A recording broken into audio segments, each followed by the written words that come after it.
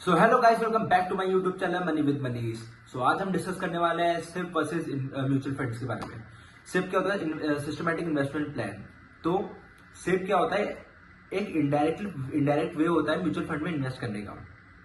जैसे कि सिप में सिस्टमैटिक इन्वेस्टमेंट प्लान में जैसे क्या होता है, एक सिस्टमैटिक वे में आप इन्वेस्ट करते हो म्यूचुअल फंड्स में। ऐसा मान लो आप सिस्टमैटिक वे में आप इन्वेस्ट करते हो इनडायरेक्टली म्यूचुअल फंड्स में। जैसे कि आपने हर मंथ 1000 आपने इन्वेस्ट करने की सोची, तो फिर वो ऑटोमेटिकली आपके अकाउंट से डिडक्ट होती है। जैसे कि आपने हर मंथ 1000 की सिप करी, तो हर महीने आपके अकाउंट से डिडक्ट होते रहेंगे उसका अमाउंट 1000 आपने 10 ईयर्स के लिए हर मंथ कितना होगा? 12,000 इंटू 10, 12 लाख आपका समथिंग आपका फिक्स अमाउंट हो गया, जो आपके और उसके ऊपर 12% का इंटरेस्ट रहता है, जो आपको मिलेगा 12 साल के जो मैच्योरिटी पीरियड होने के बाद।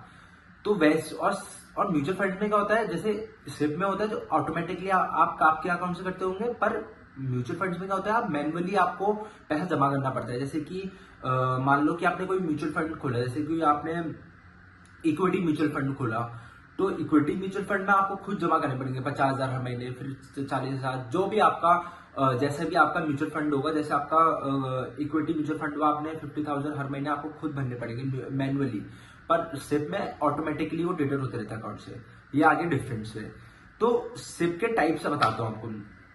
सिप के टाइप्स होता है रेगुलर, फ्लेक्सिबल, और फिर रेगुलर, फ्लेक्सिबल, सेटअप, फिर उसके मल्टीपल सिप्स। ये आगे आपके सिप्स के टाइप्स। फिर उसके म्यूचुअल फंड्स के आगे इक्विटी, इंडेक्स। इक्विटी में आप इन्वेस्ट करते हो इंडेक्स, जैसे कि निफ्टी 50, सेंसेक्स, बैंक निफ्टी, ये सब इंडेक्स में आप इन्वेस्ट कर सकते हो। मल्टी कैप फंड्स, फिर उसके बाद मल्टी कैप फंड्स में आगे डेब्ट फंड्स। डेब्ट फंड में क्या होता है कि जैसे कोई गवर्नमेंट या कोई प्राइवेट कंपनी मार्केट से डेब्ट उठाती है, तो आप उसमें इन्वेस्ट करते हो। डेब्ट एक स्लाइटली सिक्योर आपको इंटरेस्ट मिलता है। जैसे एफडी में आपको 6% का सिक्योर्ड, मतलब कि आपको मिलना ही मिलना है 6% का इंटरेस्ट रेट, वैसा होता है। वैसे ही डेब्ट में होता है कि आपने मान लो कि आपने किसी कंपनी को लोन लिया, तो उस लोन के बदले में आपको इंटरेस्ट पे करेगी। समझ गए? ये होता है डेब्ट फंड। मैं आऊंगा सब चीजों के बारे में आऊंगा, सबको एक एक करके डिस्कस करूंगा। तो पहले मैं आपको ये सब डिफरेंस आपको क्लियर कर दिया मैंने। तो म्यूचुअल फंड्स में मैंने आपको क्लियर कर दिया कि ये सब होता है इक्विटी, इंडेक्स। इक्विटी यानी कि जैसे रिलायंस, इन सब में आप इन्वेस्ट करोगे म्यूचुअल फंड्स में, जो आते हैं उसके टाइप्स होते हैं। फिर इंडेक्स में से निफ्टी 50, जैसे 50 कंपनी का एक इंडेक्स होता है, तो निफ्टी 50।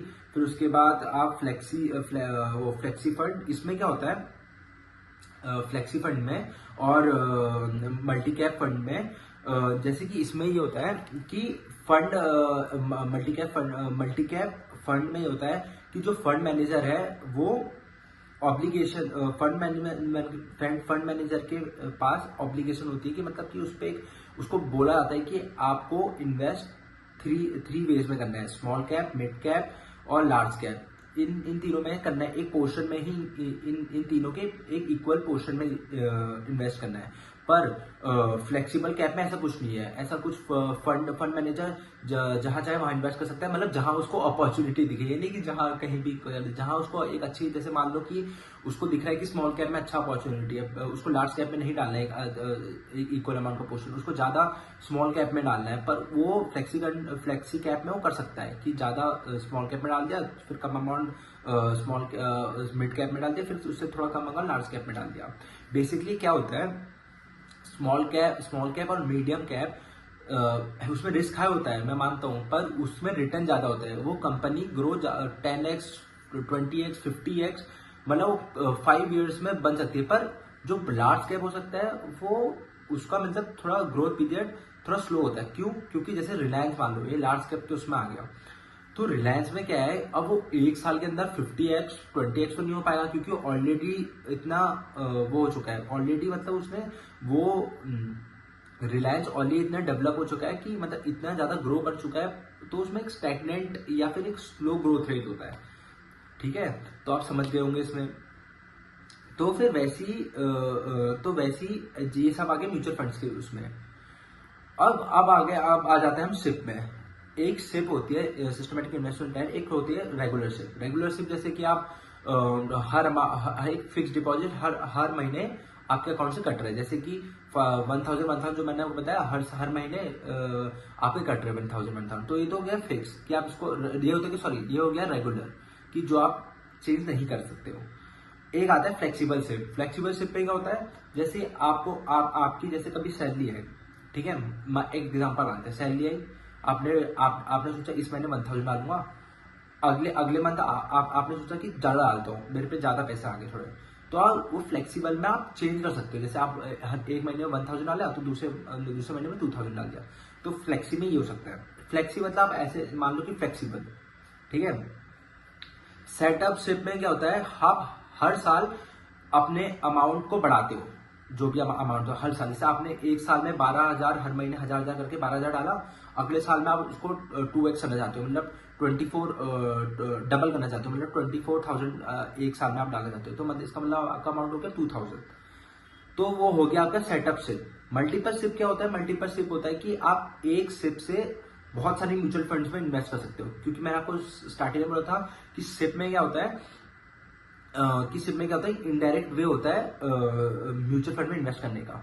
तो मल्टीपल शिप में क्या हो सकता है कि आप एक शिप में डाल लो, पर वो बहुत सारे म्यूचुअल फंड्स में इन्वेस्ट हो रहा है, इक्विटी में, डेब्ट में, इन सब में, समझ गया आप। तो अभी आपको मैंने ऊपर समझा दिया, अब मैं आपको सीधा अपनी स्क्रीन में ले चलता हूँ ताकि आपको अच्छे से समझ में आ जाए कि ये सब कैसे वर्क करते हैं और इन सब और कौन सा बेटर शिप और म्यूचुअल फंड्स है। तो मैं यहाँ पर रुको, पहले स्क्रीन रिकॉर्डिंग ऑन कर लेते हैं।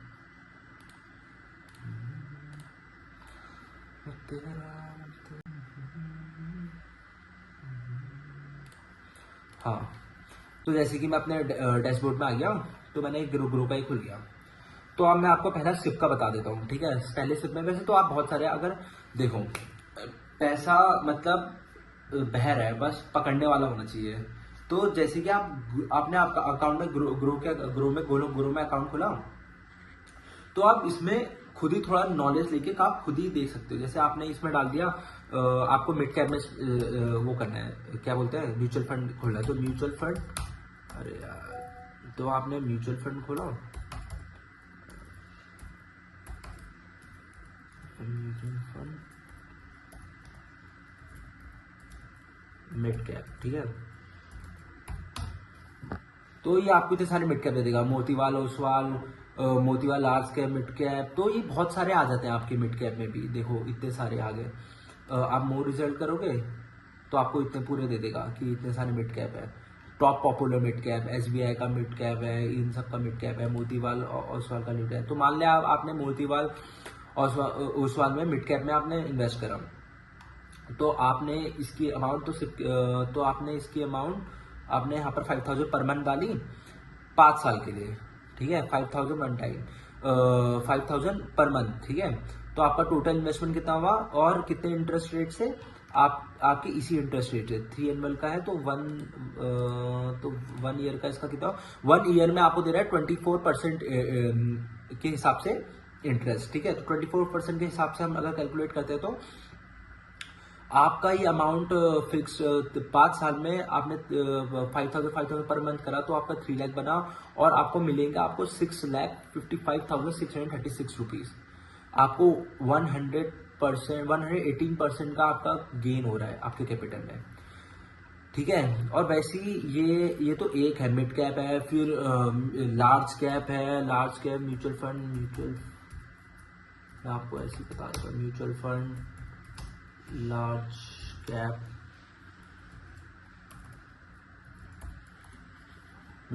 इसमें भी देखो इतने सारे आ गए, क्वांटम म्यूचुअल लार्ज कैप, जैसे इसमें अभी तो मार्केट नेगेटिव में, तो इसलिए आपको नेगेटिव में दिख रहा होगा।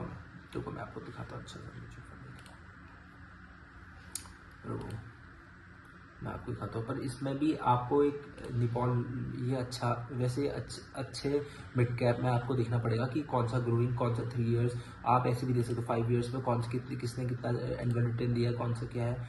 तो बेसिकली आप देखोगे लार्ज कैप में हमेशा ही कम रिटर्न होता है, क्योंकि मैं जैसे आपको बताया कि लार्ज में ये होता है कि मतलब कि वो कंपनी कितना बढ़ सकती है, क्योंकि वो ग्रो हो चुकी है। अब वो एक स्टैग्नेंट या फिर एक स्लाइट स्लो डाउन रेट में ही वो मतलब मूव करेगी। अब रिलायंस ये है कि एक साल में वो 20x कर सकता है, पर वो मिड कैप और स्मॉल कैप में है पॉसिबिलिटी वो एक साल में आपको 20x रिटर्न दे सकता है, क्योंकि वो कंपनी अभी छोटी है। अगर वो ग्रो होगी तो आपको बहुत अच्छा रिटर्न दे सकती है। तो आप देख सकते हो इसने खाली 3 साल में खाली 19% दिया, तो 19% के हिसाब से आप 3 साल में करोगे तो मंथली SIP 3 साल में करोगे तो 1,03,000 आपने ये करा 5 ईयर्स का लिया था, कि उसका भी 5 ईयर्स से लिया था, तो 3 लाख आपने इन्वेस्ट करा। आप इसमें कितना मिला 5 लाख, उसमें कितना मिला था आपको 113% का रिटर्न मिला था, और इसमें कितना मिल रहा है खाली 88% का। देखो इसमें आपको मिल रहा था 5 ईयर्स पे, मिड कैप की बात कर रहा हूँ, आपको मिल रहा था 180% 6 लाख, और इसमें कितना मिल रहा है, इसमें आपको 3 साल का कितना मिल रहा है खाली 1 लाख कम, 1,50,000 कुछ कम, ठीक है। और वैसे अगर स्मॉल कैप में डाल दूंगा तो मैं आपका स्मॉल कैप में डाल दूंगा तो आप रिटर्न देख लेना खुद ही, आपको इससे अच्छे तो रिटर्न ही मिल जाएंगे। निपॉन इसी का ले लेते हैं, तो हाँ, तो देखो 1 साल का मैंने, चलो इसका ले लिया 3 साल का स्मॉल कैप, ठीक है। 5,000 इन्वेस्ट करा 5 साल के लिए, 15% रिटर्न। सबसे पहले क्या था मिड कैप 118%, फिर स्मॉल कैप 86 कुछ परसेंट, फिर सीधे फिर लार्ज कैप 86%, फिर सीधे स्मॉल कैप 151% का रिटर्न 5 साल में। तो आपने 3 लाख रुपए डाले तो 7,55,000 है। तो मैं वही बता रहा था कि जितना आपका रिस्क कैपेबिलिटी, मतलब जितना ज्यादा जिस एरिया पे जहां जितना रिस्क होता है उसी एरिया पे उतना पैसे की कमाने की प्रोबेबिलिटी होती है, आप ऐसा समझ लो। अब जैसे कि आप हो जॉब वाले, आपको नहीं करना है, इतना रिस्क नहीं लेना है, आपको कोई नहीं, आपको कम रिटर्न भी चलेगा, पर यह है कि मेरा लॉस होना चाहिए, तो आप लार्ज कैप में जा सकते हो। सिप के भी लार्ज कैप हो सकते हैं, जैसे म्यूचुअल फंड। सिप क्या होता है, सिप भी तो इसी में इन्वेस्ट करता है, म्यूचुअल फंड में इनडायरेक्टली। तो आप स्मॉल कैप जैसे सिप होता है वैसे स्मॉल कैप म्यूचुअल फंड होता है, लार्ज कैप सिप होता है, लार्ज कैप म्यूचुअल फंड होता है, और मिड कैप सिप होता है, तो मिड कैप म्यूचुअल फंड से भी होता है। तो आप उसमें जा सकते हो, सिप आप उसकी कर सकते हो, जैसे मैंने इसमें डाला सिप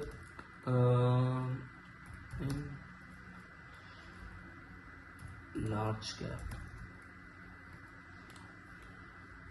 तो आपने यहाँ पर ये देखो लार्ज कैप आ गया, तो यहाँ पर सिप अमाउंट आप डाल दो कि 5,000 मुझे इन्वेस्ट करना है, 5,000 इन्वेस्ट करना है, कितनी इस डेट में डाल दो, कितने साल के लिए करना है वो आप यहाँ से एडजस्ट कर लेना, जितना साल का वर्क करना है। 1 टाइम करना है तो 1 टाइम में मैं आपको सजेस्ट करूँगी 1 टाइम मत करना, मंथली करना, मंथली में अच्छा है, ठीक है, अच्छा रिटर्न मिल सकता है। और अच्छी आपके एक रिटायरमेंट की, जैसे आप एक रिटायरमेंट के लिए आप PF जमा करते हो, वैसे ही आप एक रिटायरमेंट के लिए आप ये जमा कर लो सिप और म्यूचुअल फंड्स में इन्वेस्ट करके, वो अच्छा रिटर्न देगा, और आपका जब आप रिटायर होगे तो लमसम अमाउंट आपके पास होगा। तो ये सब मैं करना बता रहा था। तो आपको सिप का भी बता देता हूँ, सिप में कौन से अच्छा है। एक है निपॉन, कौन सा है निपॉन, हाँ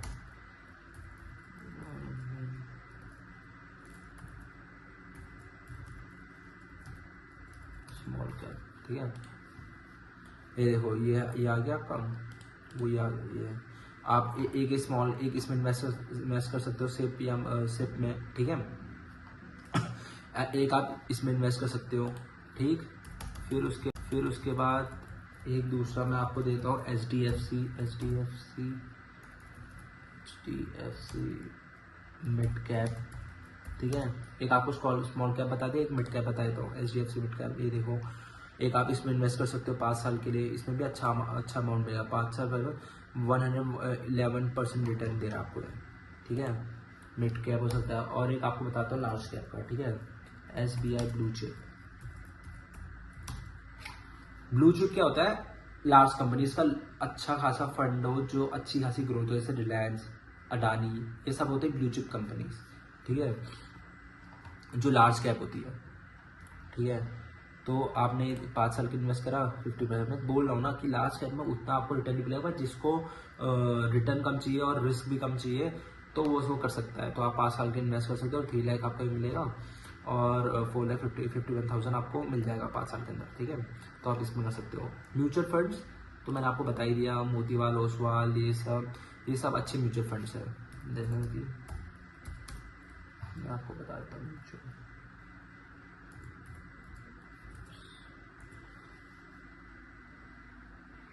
अरे यार,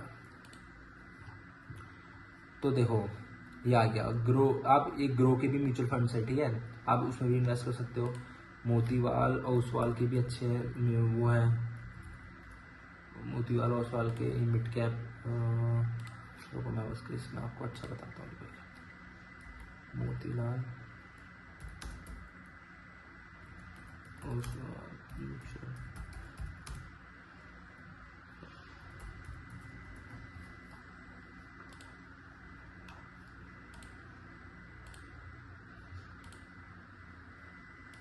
सॉरी, मोतीवाल और ओसवाल के मिड कैप के ये सब ये म्यूचुअल फंड्स हो गए, तो आप इसमें भी इन्वेस्ट कर सकते हो। बहुत सारे म्यूचुअल फंड्स हैं, आप अपनी नॉलेज से या अपनी किसी की एडवाइस लेके आप अच्छे म्यूचुअल फंड्स में भी इन्वेस्ट कर सकते हो, मेरा ये मानना है, ठीक है। और हमने ये सब डिस्कस कर लिया था।